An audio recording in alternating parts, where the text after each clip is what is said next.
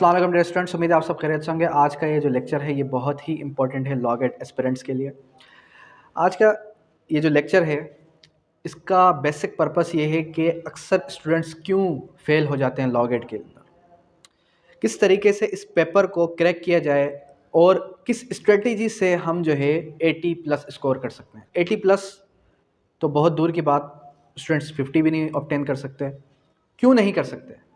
क्या ये कोई इतना टफेस्ट टेस्ट है HEC का जो आप इसको क्रैक नहीं कर सकते? अगर आज का ये लेक्चर आप सुन लेते हैं, अच्छे तरीके से समझ लेते हैं चीज़ों को, डेफिनेट सी बात है उसके बाद आप जो है हरगिज़ हरगिज़ इस टेस्ट के अंदर अपीयर होने के बाद फेल नहीं होंगे। मैं आपको अश्योरिटी देता हूँ। सबसे पहले आएंगे किसकी तरफ? सबसे पहले हम बात करेंगे रीज़न की वजह से कि क्या रीज़न है जिसकी वजह से स्टूडेंट्स फेल होते हैं। बेसिक रीज़न, पहला रीज़न ये सोर्स। कौन से सोर्स से एक स्टूडेंट जो है तैयारी करता है लॉ गेट की? या तो वो तैयारी करेगा नोट्स से, या तो वो तैयारी करेगा गाइड से, या तो वो तैयारी करेगा MCQs से, या तो वो तैयारी करेगा इम्पोर्टेंट MCQs से। ठीक है, और या फिर वो तैयारी करेगा पास पेपर से। ऐसे ही है।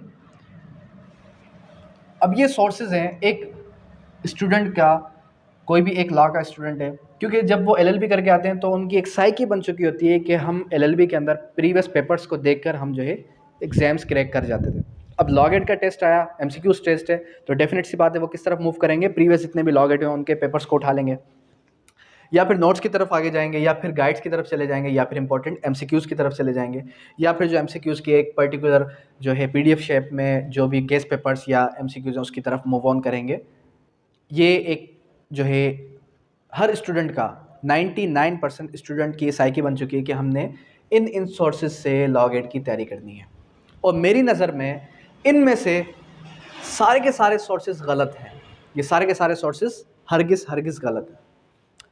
जब आप पास्ट पेपर्स की तरफ आते हैं तो पास्ट पेपर्स के अंदर मैं ये हरगिज़ नहीं कहूँगा कि पास पेपर से तैयारी करना टोटली रॉन्ग है, 100% रॉन्ग है। पास पेपर्स में से आपके 100 में से कोई 5 to 7 क्वेश्चंस रिपीट हो सकते हैं, इससे ज़्यादा रिपीट नहीं होंगे, इससे ज़्यादा हरगिज़ रिपीट हो ही नहीं सकते 100 में से।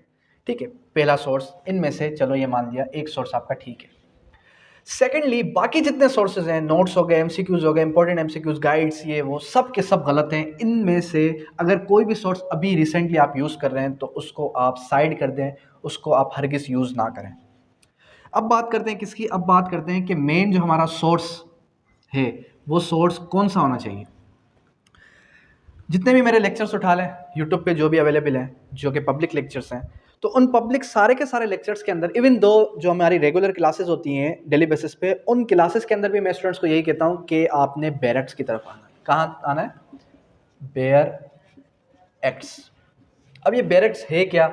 आप में से कुछ स्टूडेंट्स ऐसे भी होंगे जिनको शायद बैरेक्ट का ना पता हो। बैरेक्ट यानी कि महज सिर्फ और सिर्फ कानून। कानूनी शहादत ऑर्डर के अंदर एक 166 आर्टिकल्स हैं। कितने आर्टिकल्स हैं? 166 आर्टिकल्स हैं। तो जब आप बैरक की बुक उठाएंगे तो उसके अंदर 166 आर्टिकल्स मौजूद होंगे, उसकी इलस्ट्रेशंस मौजूद होंगी, और जो है उसके अलावा एक्सप्लेनेशन, एक्सेप्शन मौजूद होगी। उस सेट के केस लॉज, कमेंट्री वगैरह नहीं होगी, और वो बनेंगे आपके कोई 25 से 30 सफ़े। ठीक है, इसी तरीके बैरक का मकसद क्या है? महज कानून। जब आप बैरक की बुक्स उठाते हैं, बैरक की बुक उठा के कोई भी एक आर्टिकल पढ़ते हैं, आर्टिकल 3 पढ़ लिया, या फिर आप चले गए किसकी तरफ? CPC की तरफ, ऑर्डर उठाया, ऑर्डर 1 उठाया, ऑर्डर 1 में से आपने रूल 10 पढ़ा, रूल 9 पढ़ा, रूल 11 पढ़ा। जब आप हर एक आर्टिकल को, हर एक सेक्शन को अच्छे तरीके से पढ़ते हैं, सोर्स आपका क्या होना चाहिए? बैरक। डेफिनेट सी बात है आप 100 में से कितने मार्क्स ऑब्टेन कर सकते हैं? चांसेस हैं 90 भी ऑब्टेन कर सकते हैं, चांसेस हैं 80 भी ऑब्टेन कर सकते हैं। शर्त क्या है? बैरक। बैरक की तरफ आपका फोकस हो, आपकी कमांड बैरक्स पर हो। सेकेंडली फिर स्टूडेंट ये कहते हैं कि सर अगर हम बैरक्स की तरफ मूव ऑन करते हैं तो हमें इंटरनेशनल लॉ का और इंटरनेशनल लॉ के अलावा जूरिस्प्रूडेंस, इसका कोई सिलेबस, इसका कोई बुक वगैरह या बैरक नहीं मिलता। डेफिनेट सी बात है इंटरनेशनल लॉ का जो पोर्शन है उसके अंदर ICJ भी है और UN चार्टर भी है। अब यूएन चार्टर और आईसीजे, ज़ाहिर सी बात है ये इंस्टीट्यूट हैं, इनमें अच्छे खासे आर्टिकल्स हैं, तो वो उसके लिए हम क्या करेंगे, उसके लिए जो यूएन चार्टर है और आईसीजे, इसको कंबाइन करके नोट्स शेप में या फिर इसको कंबाइन करके जो इंस्टीट्यूट की बुक है वही मैं आपको व्हाट्सअप के अंदर, ग्रुप के अंदर शेयर कर दूंगा with the pace of time, जब हम ये सिलेबस पढ़ेंगे, जब हम ये पोर्शन क्लियर करेंगे, क्योंकि इसके मार्क्स कितने 5 मार्क्स हैं। सेकेंडली जूरिस्प्रूडेंस की बात की जाए तो जूरिस्प्रूडेंस के अंदर पूरी की पूरी बुक है, वो बुक आपको परचेज करनी पड़ेगी एनी हाउ। अगर बुक परचेज नहीं करते तो उस बुक के अंदर जो बेसिक पर्पस है उस बुक का, कलेक्टिवली वो जो है उसकी पिक्चर्स भी मैं आपके साथ स्कैन करके शेयर कर दूंगा, लेकिन मैं कभी भी हरगिज़ आपको नोट्स ग्रुप के अंदर शेयर नहीं करूँगा। सेकेंडली हमारा गोल्डन बैच स्टार्ट हो चुका है, और गोल्डन बैच की अगर किसी ने मेंबरशिप लेनी है तो वो गिवन नंबर पर कॉन्टैक्ट कर जो है गोल्डन बैच की मेंबरशिप ले सकता है। अच्छा, अब आ गए हम किसकी तरफ, फर्स्ट मिस्टेक, फर्स्ट रीज़न किस वजह से स्टूडेंट फेल होता है लॉ गेट के अंदर। सेकंड रीज़न, अगर हम सेकंड रीज़न की तरफ आएँ तो क्या सेकंड रीज़न है जिसकी वजह से एक स्टूडेंट फेल हो जाता है, एक स्टूडेंट जो है लॉ गेट में अपीयर होने के बावजूद भी फेल हो जाता है। सेकंड रीज़न ये है कि क्वेश्चंस रीडिंग।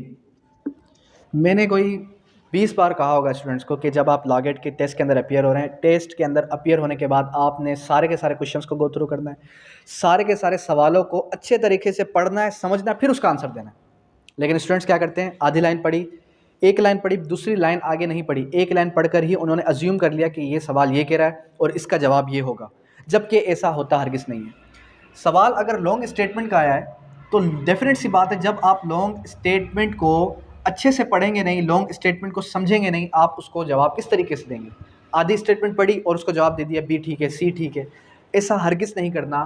क्वेश्चन, सारे के सारे क्वेश्चन जो आपके 100 आउट ऑफ 100 क्वेश्चन है, इनको लाजमी पढ़ना है, समझना है, फिर उसको आंसर देना है जो आपका HEC का टेस्ट है उसके अंदर। ये हो गया आपका सेकेंड रीज़न।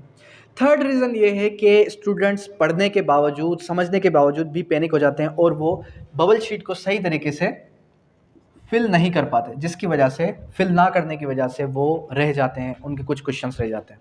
फिर आते हैं फोर्थ रीज़न की तरफ।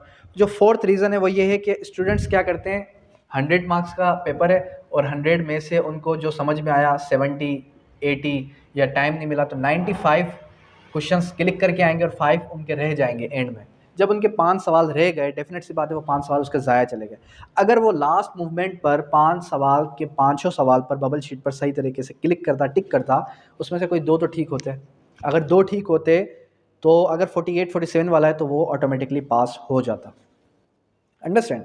तो ये कुछ रीजंस हैं जिसकी वजह से स्टूडेंट रह जाते हैं। दूसरी बात ये मोटिवेशन नहीं है। दूसरी बात मोटिवेशन किस वजह से नहीं है, स्टूडेंट्स जो है अपनी सेल्फ स्टडी कर रहे हैं। सेल्फ स्टडी ठीक है, आई कैन अंडरस्टैंड कि आप जो है ब्रिलियंट स्टूडेंट हैं, आप समझते हैं चीज़ों को, आप सेल्फ स्टडी कर रहे हैं, ओके। लेकिन जब तक आपके पास एक टीचर नहीं होगा, जब तक आपके पास एक ऐसा गाइड करने वाला नहीं होगा जो आपको प्रॉपर गाइड करे, आपको जो है प्रेशराइज करे कि आपने पढ़ना है, आपने समझना है और मेरे इन टेस्ट का जवाब देना है, तब तक आप जो है ये भूल जाएं कि आप कोई भी टेस्ट दे सकते हैं।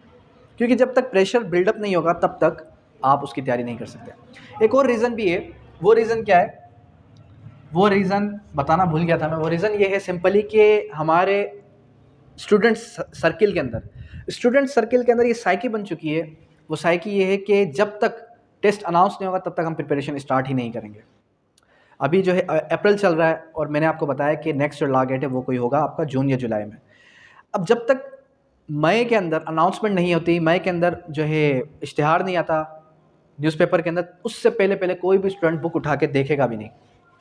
जैसे ही अनाउंसमेंट हो गई, जैसे ही पब्लिशिंग हो गई न्यूज़पेपर के अंदर, उसके बाद वो फ़ौरन क्या करेंगे, उसके बाद फ़ौरन वो जो है मूव करेंगे किसकी तरफ, बैरेक्स की तरफ मूव करेंगे, किसकी तरफ, नोट्स की तरफ, इंपॉर्टेंट MCQs की तरफ, जो कि हरगिज़ टोटली रॉन्ग है।